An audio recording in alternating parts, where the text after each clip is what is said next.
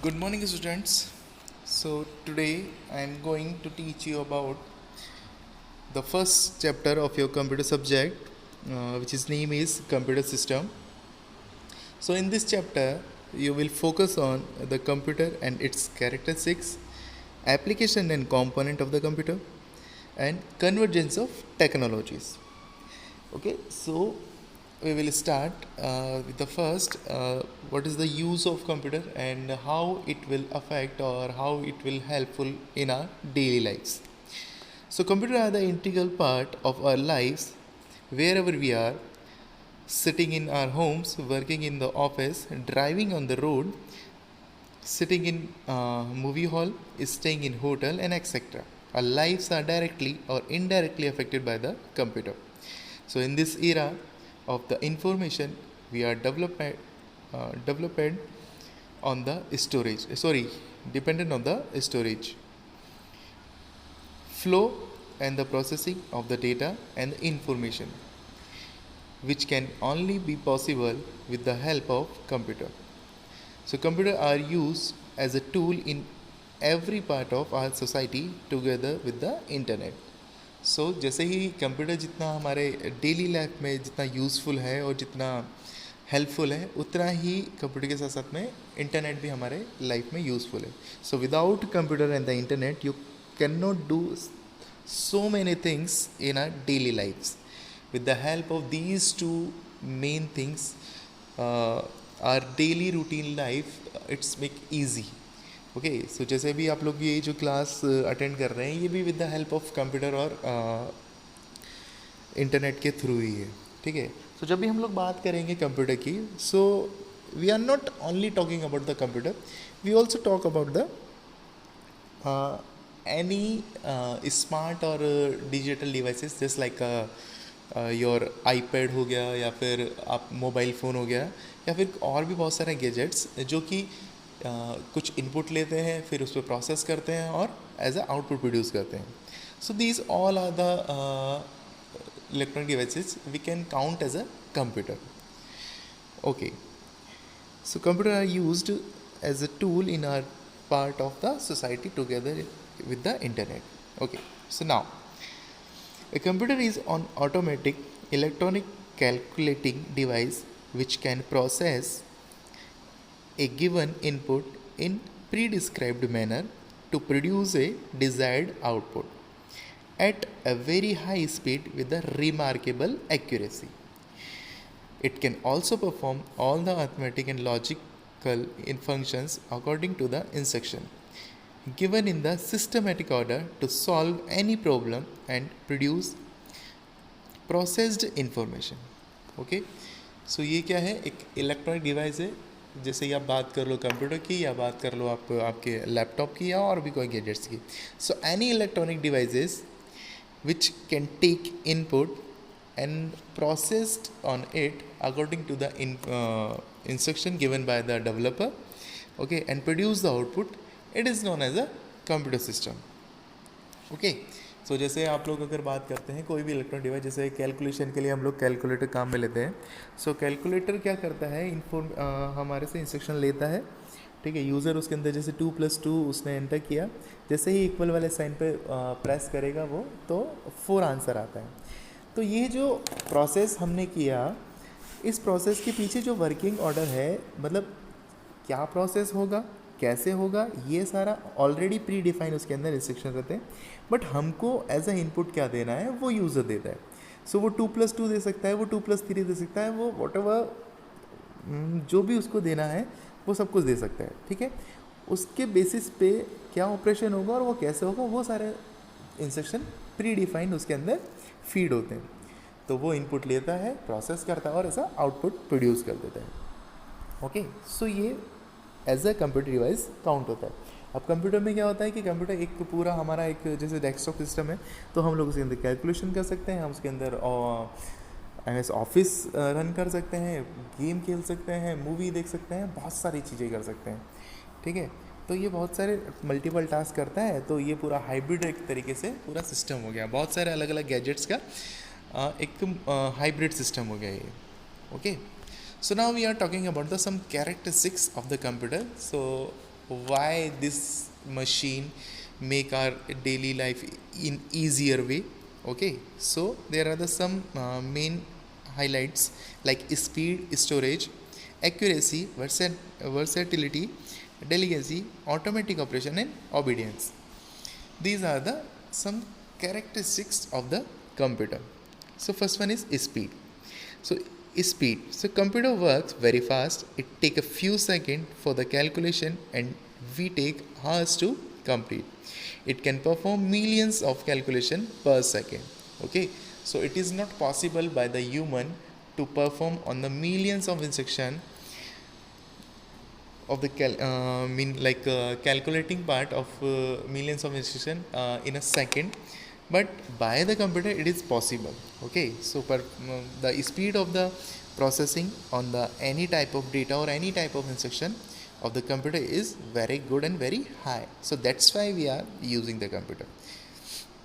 Okay, so now it's time to the storage. So what is the mean of storage? The computer can store huge amount of data.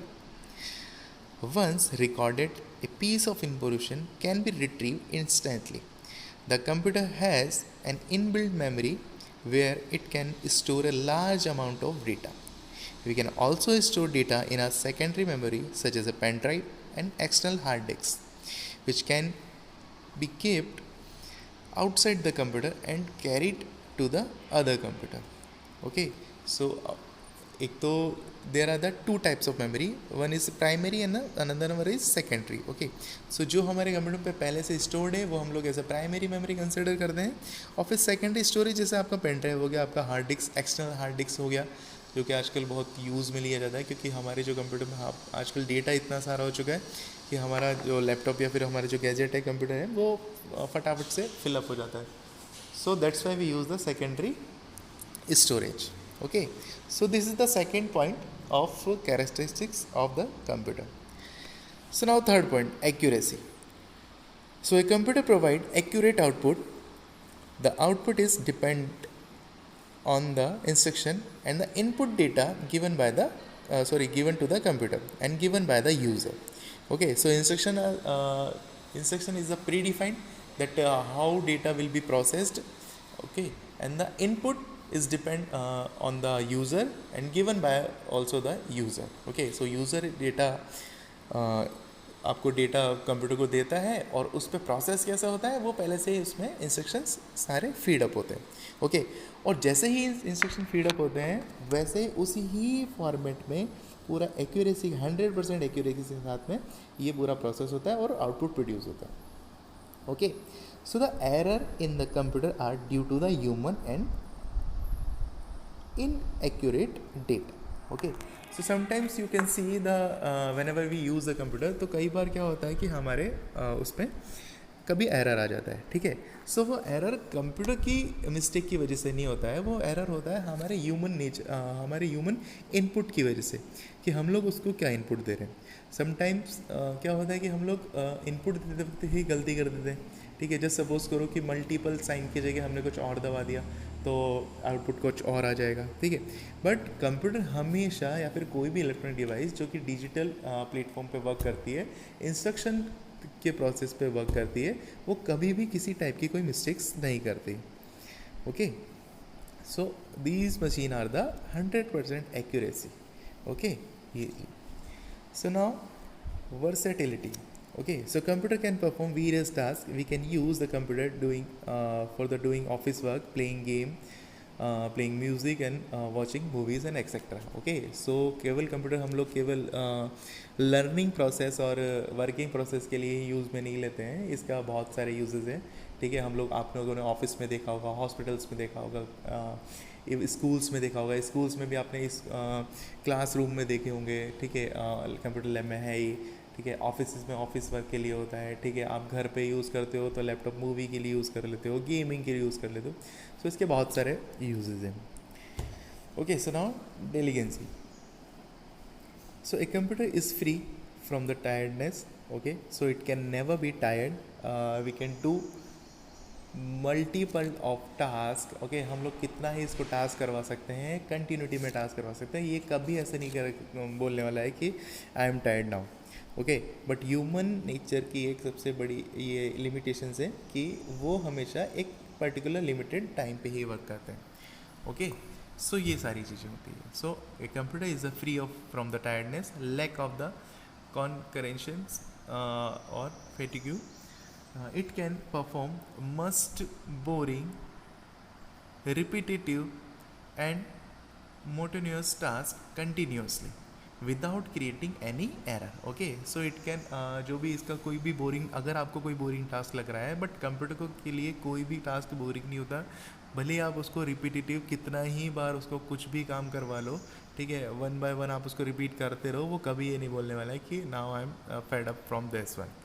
Okay, ये so due to this capability it overpower human being in routine type of work. Okay, so ये क्या करता है कि जो routine type of work है वो हम लोग क्या कर देते हैं, कंप्यूटर को डाल देते हैं। जैसे जस्ट सपोज करो, जैसे एक फंक्शन जैसे कि अलार्म फंक्शन आप लोग यूज़ करते हो, सो आप एक बार अलार्म सेट करो और एवरी डे उसको कर दोगे तो वो ऑटोमेटिक एवरी डे जो भी आपने टाइम सेट किया है उसके अकॉर्डिंग वो अलार्म चालू हो जाएगा। ठीक है, सो ये बहुत सारे ऐसे फंक्शंस हैं जो हम लोग यूज़ करते हैं डेली लाइफ में। Now automatic operation, so once a program is feed into the computer, the individual instruction and the processed one after other, thus computer work automatically without the manual interventions. Okay, so आप लोग कोई भी एक जो भी task है उसका sequential जो भी इंस्ट्रक्शंस हैं आप उसमें फीड कर दो, फिर जैसे ही आप लोग एक बार इनपुट दोगे वो ऑटोमेटिक उसके अंदर वो सीक्वेंशियल मैनर में आपके इंस्ट्रक्शन को लेता जाएगा ऑटोमेटिक, एक बार जब आपने जो फीड कर दिया है, और फिर उसके हिसाब से आउटपुट एज अ प्रोवाइड कर देगा। ऐसा नहीं है कि आपको एक प्रोसेस से आउटपुट मिला फिर उसको दूसरे प्रोसेस में इनपुट देना पड़ेगा, फिर या थर्ड प्रोसेस में देना पड़ेगा, ऐसा कोई ज़रूरी नहीं है। आप लोग सारे सेटअप जितने भी आपके इंस्ट्रक्शंस हैं जो जो आपको काम करवाना है उसको एक सीक्वेंशियल मैनर में सेट करो, इंस्ट्रक्शन कंप्यूटर को बताओ, ठीक है, और वो वैसे के वैसे आपको इंस्ट्रक्शंस के अकॉर्डिंग आपको एज अ आउटपुट प्रोवाइड कर देगा। Okay, so now the last one is obedience. So it has the ability to take and store a sequence of instruction such as such a sequence of instruction is called program and it must be written in a computer language. Okay, so ये जो भी work करता है वो किसके basis पे करता है, किस हम लोग जो इंस्ट्रक्शन दे रहे हैं सीक्वेंशियल मैनर में उसको हम लोग क्या बोलते हैं, प्रोग्राम। सो प्रीवियस क्लास में भी आप लोगों ने देखा होगा कि आपको प्रोग्राम और ये इंस्ट्रक्शंस ये सब चीज़ें आई थी, ठीक है। So what is the definition of the program? So program is a sequential manner of the instruction, okay, a set of instruction, okay, in sequential manner. ये मैंने आपको डेफिनेशन बताई थी, program is a set of instruction in sequential manner. So first में क्या होगा, second में क्या होगा, थर्ड में क्या होगा, एंड सो ऑन, ओके, जब तक कि आउटपुट नहीं आ जाता है। So we know it is as a program. Okay, so ये सारे आपके कैरेक्टरिस्टिक्स थे कंप्यूटर के, speed, storage, accuracy, versatility, intelligence, automatic operation and obedience. Okay, so ये सारे आपके कैरेक्टरिस्टिक्स ऑफ द कंप्यूटर थे। अब अगर कुछ इसके मेरिट्स हैं तो कहीं ना कुछ डीमेरिट्स भी होंगी, ठीक है। सो वो क्या है, वो इतनी है कि हम लोग उसको क्या कर सकते हैं, नेग्लिजिबल कर सकते हैं, but there are the some limitations of computer, okay, जो हमें हमेशा ध्यान में रखनी चाहिए। Okay, so computer is a versatile machine and it is used for the many purpose, but computer has some of limitations as well. Okay, so first one is what, zero IQ. So computer has a lack of decision making ability. Computer cannot take decision itself. Computer need to tell each and every step. They are dumb machine with the zero IQ. Okay, so what is the mean of this particular paragraph? So it has a zero IQ. Okay, it cannot make any decision according to itself. Okay, जब भी हम लोगों को कोई भी decision लेना होगा तो वो ह्यूमन लेगा, ठीक है, जो उसको यूज़ कर रहा होगा, उसका यूज़र लेगा जो उसको यूज़ कर रहा होगा, ठीक है। कंप्यूटर कभी भी कोई डिसीजन नहीं लेगा खुद से। ओके, वो डिसीजन कब लेता है, जब आपने उसको कोई इंस्ट्रक्शन दे रखा हो, उसके बेसिस पे वो क्या करता है, डिसीजन लेता है, ठीक है। जैसे आप लोगों ने रोबोट मूवी देखी होगी, तो उसमें फर्स्ट पहले जो रोबोट आता है वो as a hero as a character role play होता है उसका, ठीक है, बट उसके बाद में उसकी प्रोग्रामिंग में चेंजेस कर दिए जाते हैं। फिर चेंजेस करने के बाद में उसके अंदर क्या किया जाता है, उसको लाइक अ विलियन रोल दिया, मतलब वो प्ले किया जाता है, ठीक है। अब उसमें क्या होता है कि कोई फीलिंग नहीं होती है, ठीक है, इट हैज़ नो फीलिंग, जो कि आपका लास्ट पॉइंट है, ठीक है। चलो एक बार सेकंड और थर्ड देख लेते हैं, फिर मैं बताता हूँ आपको। Okay, so second point is computer does not learn from anything from its past experience. Okay, ये अपने पास एक्सपीरियंस से कुछ नहीं सीखता है। आपने भले ही इसको कितना ही वर्क किया हुआ हो, ये हमेशा नए वर्क को नए तरीके से मतलब नए उससे करता है, ठीक है। जैसे जैसे सपोज करो कि आप लोग फ़ोन यूज़ करते हो, तो जैसे ही नया फ़ोन आता है आपके हाथ में, तो शुरू में एक दो दिन आपको उसकी सेटिंग्स वगैरह और उसके सारे फीचर्स नहीं पता होते, बट जैसे जैसे आप लोग उसके यूज हो जाते हो, उसको यूज़ करने लग जाते हो, तो आप लोगों को धीरे धीरे एक्सपीरियंस हो जाता है कि इसमें कौन सा फंक्शन किस लोकेशन पे है। सेटिंग के अंदर अगर आपको ब्राइटनेस चेंज करनी है, वॉलपेपर चेंज करना है, तो वो आपको कहाँ मिलेगा। ओके, तो ये सारी चीज़ें हम लोग जब तक धीरे धीरे हमारे एक्सपीरियंस से उसको सीखते रहते हैं, ठीक है। But computer does not learn from anything from its past experience. Okay, so now third point is no feeling. So computer does not have any feeling, emotions, taste and knowledge of the or experience. Okay, so it has no feeling, मतलब कि कोई decision power ही अपने आप से नहीं लेगा, भले ही कितना ही क्रिटिकल कोई कंडीशन हो, ये जैसा इसको इंस्ट्रक्शन दिया गया है ये सेम वैसे ही करेगा। ओके, सो जैसे मैं बता रहा था आपको रोबोट मूवी का सीन, उसमें क्या था कि जो विलियन वाला जो पार्ट था वो उसका जो रोबोट का, वो सारे ऐसे काम करता है जो कि ह्यूमन बिहेवियर और हमारे लिए वो सही नहीं होते, बट उसको क्या है कि इंस्ट्रक्ट इस तरीके से कर रखा था कि उसके नेचर में वो था, ठीक है। तो जैसे उसको इंस्ट्रक्शन दे रखे हैं वो वैसे करेगा। कंप्यूटर और जो रोबोट है, ठीक है, it has no feeling, so that's why they are dependent और they make the decision according to the instructions given by the developer और the user. Okay, so these three are the limitations of the computer. Okay, so now अब हम देखते हैं component of the computer. Okay, so component of the computer, ये जो आप लोग picture देख रहे हैं कंपोनेंट ऑफ द कंप्यूटर, इसमें स्पीकर दे रखा है, सिस्टम यूनिट है, स्क्रीन मॉनिटर, ओके, स्पीकर हो गया, माइक्रोफोन हो गया, mouse and keyboard. So these all are the basic units of the computer, basic component of the computer which we use whenever we use the computer. Okay, ये सब चीज़ें तो होती है, भले ही आपके स्पीकर माइक्रोफोन नहीं होंगे, बट ये बाकी चीज़ें कैबिनेट, CPU और कीबोर्ड माउस, ये सारी चीज़ें होती है, ठीक है। So a computer system consist mainly 4 unit. Okay, so what is the mainly 4 unit? Input unit, memory unit, processing unit and output unit. So these all are the 4 part और 4 unit of the computer.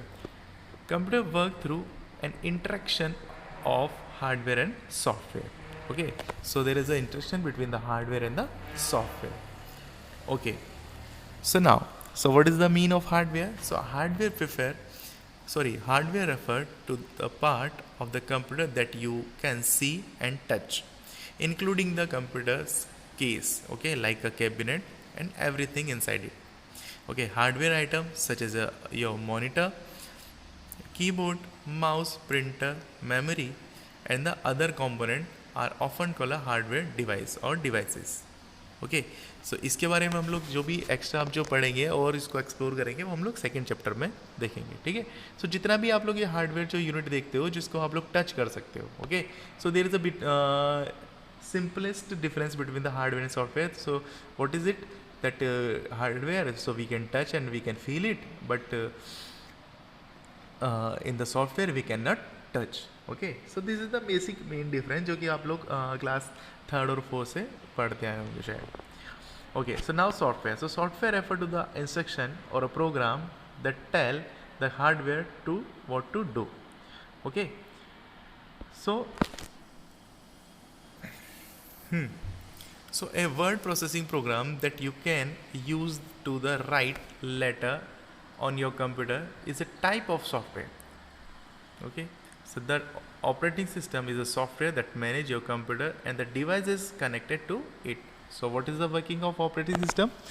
I also taught you in a last previous year what is the working of OS. So OS mean operating system, which is responsible for the communicating between user and the hardware. Okay, हम लोग जो use करते हैं, हम लोग जैसे song play करते हैं तो जैसे क्लिक करेंगे, क्लिक करने के बाद में वो आउटपुट वहाँ से स्पीकर से आएगा। ये सारा जो कम्युनिकेशन है वो किसके थ्रू हो रहा है? सॉफ्टवेयर और हमारे बीच में ऑपरेटिंग सिस्टम के थ्रू। ठीक है, हमारे मतलब कि यूज़र के। ओके, सो ये रेस्पॉन्सिबल होता है। सो आपने देखा operating system. Okay, so operating system which is responsible for the communication between the user and the hardware. So these two hardware and the software. Okay, so I think this is enough for the today. From tomorrow we will in the next session, so we will learn about more about this chapter, like input unit, processing unit and the output unit. Okay, so इसमें बहुत सारी चीज़ें हैं, ये हम लोग वैसे भी पहले पढ़ चुके हैं और इसको थोड़ा सा और एक्सप्लोर करेंगे इस चैप्टर को कि इसमें आगे क्या क्या आने वाला है। तो ये एक चैप्टर है छोटा सा, आप इसके PDF जो भी आपके पास बुक है आप उससे गो थ्रू हो जाएं ताकि आपको और इजी हो जाएगा। ठीक है, so if you have any doubt और any query, so you can write on comment section and on you can write on your WhatsApp group. Okay, and we will take the live session so after this completing this chapter. Okay, so जैसे ही हम लोग live session तब लेंगे जब भी हमारा कोई एक टॉपिक या पर्टिकुलर टॉपिक कंप्लीट हो जाएगा, या फिर हम लोग अगर चैप्टर छोटा है तो हम लोग उस चैप्टर को कंप्लीट करने के बाद में एक लाइव सेशन लेंगे जिसमें आप फ्रिक्वेंटली आप डायरेक्ट क्वेश्चंस पुटअप कर सकते हैं, कोई क्वेरी हो तो वो कर सकते हैं, ये सारी चीज़ें आप लोग कर सकते हैं। ठीक है, सो for the today it's enough I think. So have a good day and have a nice day. Okay, bye.